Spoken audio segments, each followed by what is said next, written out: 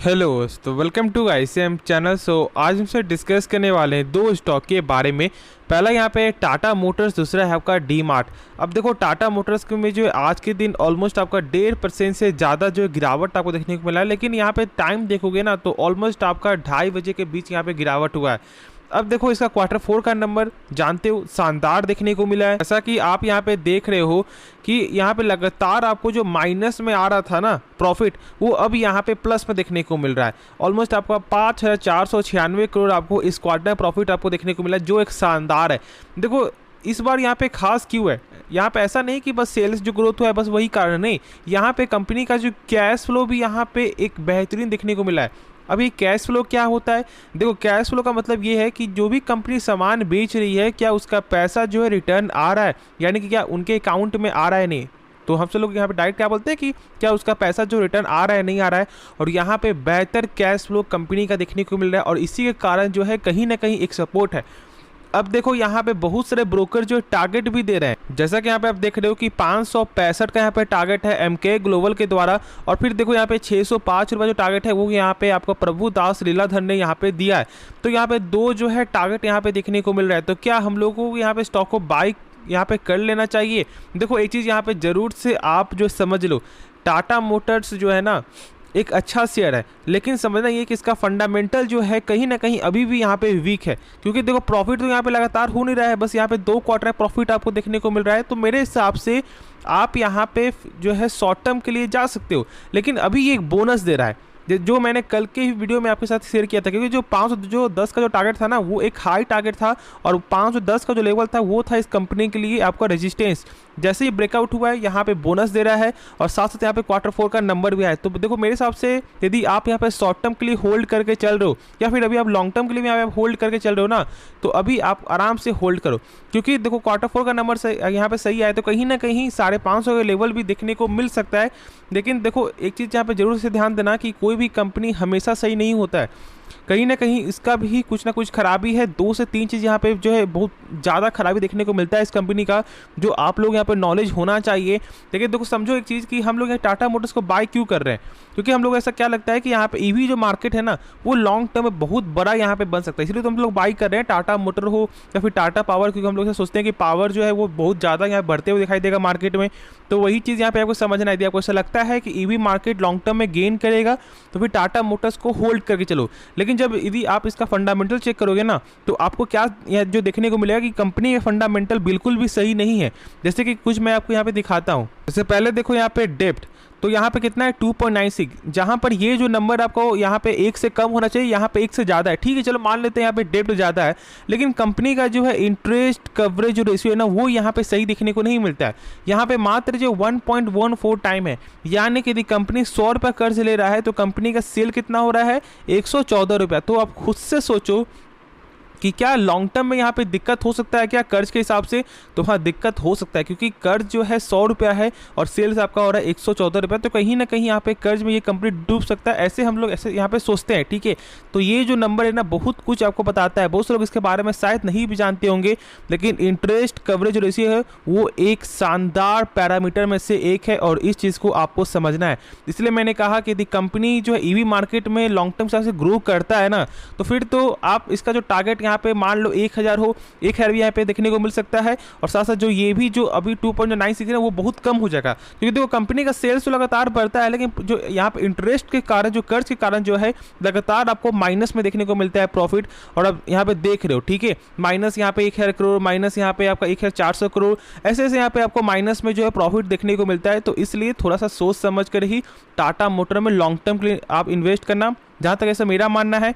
आप थोड़ा वेट कर लो, जब इसका यहाँ पे बैलेंस शीट जब एक तगड़ा हो जाएगा ना तो फिर आप जरूर से आप बाई करना। तो चलो फिर हम लोग यहाँ पे नेक्स्ट स्टॉक के बारे में डिस्कस करते हैं। अब जैसे यहाँ पे देख रहे हो डी मार्ट, तो डी मार्ट में आज के दिन यहाँ पे फिर से आपको जो ऑलमोस्ट 1.23% का जो गिरावट हुआ है, तो मैंने इसका जो है आपको टेक्निकल बताया था, फिर से एक बार यहाँ पे देख लो कि क्या सपोर्ट है इसका। तो आप यहाँ पे देख रहे हो कि 3440 का यहाँ पे एक स्ट्रॉन्ग सपोर्ट देखने को मिल रहा है। तो क्या हम लोग यहाँ पे स्टॉक को बाई करना चाहिए इस प्राइस में? देखो एक चीज़ यहाँ पे आप जान लो ना कि कंपनी का जो फंडामेंटल है वो यहाँ पे शानदार है। हम लोग तो इसके बारे में जो डिस्कस करेंगे ही, लेकिन एक चीज़ यहाँ पे आप जरूर से समझ लो, यदि आप शॉर्ट टर्म के लिए यहाँ पे स्टॉक को बाई करने के लिए सोच रहे हो ना, तो आपको ये जो है जरूर से देखना है कि इसका सपोर्ट क्या है, 3440। तो यदि आप बाई करने के लिए सोच रहे हो तो आपको यहाँ पे स्टॉप लॉस मेंटेन करना पड़ेगा ऑलमोस्ट 3435 का या फिर 30 का यहाँ पे लेकर चलो। इस जो यहाँ पे जो मैंने बताया आपको स्टॉप लॉस, उससे कभी भी यहाँ पे इग्नोर नहीं करना है यदि आप शॉर्ट टर्म की ट्रेड कर रहे हो, वरना वेट भी कर सकते हो। क्योंकि देखो यहाँ पे हमेशा क्या होता है ना, जो स्टॉक का यहाँ पे एक जो सपोर्ट होता है आपका, ठीक है, वो क्या होता है कि यहाँ से टच करेगा फिर से यहाँ पे एक बाउंस बैक होने का चांस होता है, क्योंकि ये एक स्ट्रॉन्ग सपोर्ट है इस कंपनी का। लेकिन यदि यहाँ पे ब्रेकआउट हो जाता है तो फिर यहाँ से आपको नीचे वाले सपोर्ट में देखने को मिल जाएगा। तो इसलिए ये चीज़ आपको समझना है, यदि आप शॉर्ट टर्म के लिए ट्रेड कर रहे हो तो आपको स्टॉप लॉस यहाँ मेंटेन करना है। और शायद यहाँ पे आपको मेरे हिसाब से एक अच्छा यहाँ पे मौका मिल रहा है यदि आप ट्रेड करने के लिए सोच रहे हो डी मार्ट में, लेकिन स्टॉप लॉस मेंटेन करो। अब देखो कुछ कंपनी के यहाँ पे आप जान लो बेसिक फंडामेंटल, जिससे आपको ये समझ में आए कि यदि आपने बाय किया एक हाई प्राइस में ना, तो आप यहाँ पे होल्ड कर सको। जैसा कि पहले यहाँ पे देखो Q4 का नंबर ना, तो यहाँ पे ईयर ईयर पे एक अच्छा ग्रोथ है, 8,700 से बढ़कर आपका हो चुका है कितना, 10,500 करोड़। और फिर चेक करो यहाँ पे क्वार्टर के हिसाब से तो यहाँ पे कमी है। अब देखो आप यहाँ पे खुद से सोचो कि जब यहाँ पे सेल्स पे ग्रोथ है, प्रॉफिट आपका यहाँ पे ईयर ईयर पे यहाँ पे सही, लेकिन उसके बाद भी इतना बड़ा गिरावट क्यों हो रहा है? गिरावट का कारण यहाँ पे प्रॉफिट मार्जिन। अब ऐसा क्यों हो रहा है? देखो जानते हो कि डी मार्ट प्लस अब आपका आ चुका है यहाँ पे रिलायंस रिटेल, जहाँ कहीं ना कहीं जो है एक बड़ा यहाँ पे मार्केट बन चुका है और कहीं ना कहीं एक बड़ा कंपटीशन है। और आप जानते हो कि जब मार्केट में आपका कंपटीशन आता है तो प्राइस जो है ना ऑटोमेटिक और कम हो जाता है। जैसे कि अभी देखो यहाँ पे एग्जांपल के तौर पर नाइका एक अच्छी कंपनी है, लेकिन अभी उतना ज़्यादा प्रेशर में क्यों है? क्योंकि वो अपने प्रॉफिट मार्जिन यहाँ पे कम हो रहा है उसका। अब ऐसा क्यों? अब देखो यहाँ पे दो बड़े बड़े जायंट कंपनी जैसे फ्लिपकार्ट हो गया, प्लस आपका यहाँ पे फ्लिपकार्ट और आपका अमेजोन हो गया, तो जब यहाँ पे बड़े मार्केट प्लेयर के साथ जब आपको टक्कर देना है तो फिर अपना भी आपको मार्जिन कम करना पड़ेगा और जो प्राइस है उसे भी यहाँ पे आपको अट्रैक्टिव करना पड़ेगा, तो ही तो यहाँ पे कस्टमर आएंगे ना। क्योंकि देखो कस्टमर तभी आते हैं जब आपका प्राइस सही हो और फिर उसके बाद है कि आपका जो नेचर कैसा है। मेन तो यही दो चीज़ें आपको बिजनेस में ना, तो इस चीज़ को आपको यहाँ पे समझना है। और लेकिन देखो शेयर मार्केट में क्या होता है कि हम लोग ये चेक नहीं करते हैं कि प्रॉफिट मार्जिन कम क्यों हो रहा है, हम लोग बस डायरेक्ट चेक करते हैं यार प्रॉफिट मार्जिन कम हो रहा है यानी कि स्टॉक में यहाँ पे गिरावट होगा। क्योंकि हम लोगों के लिए यहाँ पे प्रॉफिट मार्जिन कम होना सही चीज़ नहीं है, लेकिन हम लोग ये नहीं सोचते हैं कि बिजनेस के लिए कंपनी ऐसा कर रही है। तो ये बस आपको समझना है। बाकी देखो कंपनी का यहाँ पे डेप्ट के मामले में तो यहाँ पे ना के बराबर डेप्ट है, 0.04 है, जो 1 से कम होना चाहिए और यहाँ पे 1 से बहुत ज़्यादा कम है। फिर जो यहाँ पे मैंने बताया कि आपको एक चीज़ और चेक करना है, यदि 1 से कम है उसके बाद भी आप ये चेक करो इंटरेस्ट कवरेज रेशियो, जो यहाँ पे 46.4 टाइम है, जो एक शानदार है। इसका मतलब ये है आपको यदि कंपनी सेल यहाँ पे यदि आपको कंपनी 100 रुपये कर्ज ले रहा है ना, तो कंपनी का सेल कितना हो रहा है यहाँ पे आपको 4,600, क्योंकि यहाँ पे आपका 46 टाइम है, तो यहाँ पे जो लो ठीक है ऑलमोस्ट 4,600 यहाँ पे कंपनी का सेल हो रहा है। तो आप खुद से सोचो कि जो कंपनी 100 रुपये कर्ज लेगा और जब सेल्स जब इतना ज़्यादा हो रहा है तो क्या कंपनी कर्ज में कभी यहाँ पे डूब सकता है? बिल्कुल भी नहीं, क्योंकि सेल्स बहुत ज़्यादा है। तो ये एक बेसिक फंडा है और इसलिए मैंने आपके साथ यहाँ पे शेयर किया है। अब देखो कंपनी का जो ROC यानी कि रिटर्न ऑन कैपिटल एम्प्लॉयड वो भी यहाँ पे सही है, साथ साथ यहाँ पे आपका ROE भी सही है। अब देखो ये बेसिक फंडा क्या होता है ना कि 12% के ऊपर होना चाहिए, दोनों ही 12% के ऊपर है।